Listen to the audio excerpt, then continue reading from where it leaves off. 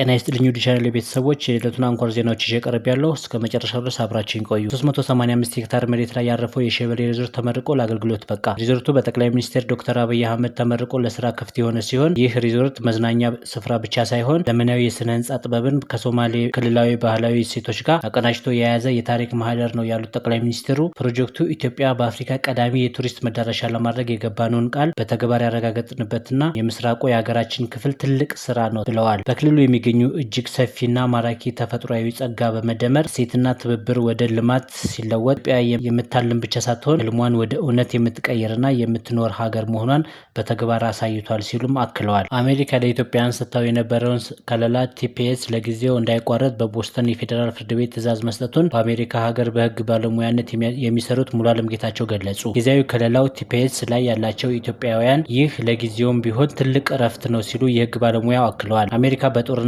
በተፈጥሮ አደጋ ወይም በሌሎች ምክንያት ወደ ሀገራቸው መመለስ ለማይችሉ ዜጎች ጊዜያዊ ከለላ ወይም ቴምፖራሪ ፕሮቴክትድ ስታተስ ትሰጥ የነበረ ሲሆን ኢትዮጵያም ይኸው መብት ነበራት። ይህ ከለላ የሚሰጣቸው ዜጎች የሀገራቸው ሁኔታ እስኪሻሻል በአሜሪካ የመኖር የመስራት መብት ሲሰጣቸው ከአሜሪካ መባረር ይጠበቁ ነበረ።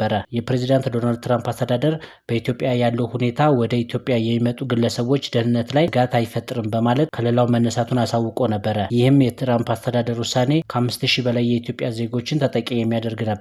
በቦስተን ፌዴራል ፍርድ ቤት ግን ከለላው ለጊዜው እንዳይቋረጥ ሲል ትዕዛዝ መስጠቱን የህግ ባለሙያው ገልጸዋል። አድማጮች ከዚሁ ከውጭ ዜና ሳንወጣ የተባበሩት መንግስታት ድርጅት ዋና ጸሐፊ አንቶኒዮ ጉተሬስ ድርጅቱ ከፍተኛ ገንዘብ ቀውስ ውስጥ ተጋርጦበት እንደሚገኝና በአስቸኳይ መፍትሄ ካልተገኘለት እስከ መጪው ሐምሌ ወር ድረስ ድርጅቱ ካዝና ሙሉ በሙሉ ባዶ ሊሆን እንደሚችል አስጠነቀቁ። ዋና ጸሐፊው ለአባል ሀገራት በጻፉት ደብዳቤ ለከፋ ኪሳራና አደጋ የተጋለጠው አንዳንድ ሀገራት ዓመታዊ መዋጮቻቸውን በወቅቱ ባለመክፈላቸውና ሙሉ በሙሉ ባለማጠናቀቃቸው መሆኑን ገልጸዋል። እንደ ጉተሬስ ገለጻ እንደ አውሮፓውያን አቆጣጠር በ2025 ማብቂያ ላይ ያልተከፈለ መዋጮ መጠን 1.6 ቢሊዮን ዶላር የደረሰ ሲሆን ይህም ከ2024 ጋር ሲነጻጸር የሁለት እጥፍ ብልጫ አለው ብለዋል። ድርጅቱ አባል ሀገራት ግዴታቸውን ሙሉ በሙሉና በወቅቱ መወጣት ካልቻሉ የፋይናንስ ደንቡን መሰረታዊ በሆነ መልኩ ለመለወጥ እንደሚገደድ ገልጸው በአሁኑ ወቅት አዳዲስ ሰራተኞች ቅጥርና መደበኛ ወጪዎች ላይ ከፍተኛ ቅነሳ እየተደረገ መሆኑን አስታውቀዋል። ይህ ማስጠንቀቂያ የመጣው የዶናልድ ትራምፕ አስተዳደር በድርጅቱ ተቋማት ላይ የሚያደርገውን ድጋፍ ከፍተኛ ሁኔታ በመቀነስና ድርጅቱ ጋር ይፎካከራል የተባለለትን ሰላም ቦርድ በሰየመበት ወቅት ነው። በ2026 ማብቂያ ላይ የኃላፊነታቸው የሚጠናቀቀው ጉተሬስ ዓለም አቀፍ ደረጃ እየታየ ያለው የጂኦ ፖለቲካ ክፍፍልና ለልማትና ለሰብአዊ እርዳታ የሚውሉ በጀቶች መቆረጥ ድርጅቱ በታህሳስ ወር ያጸደቀውን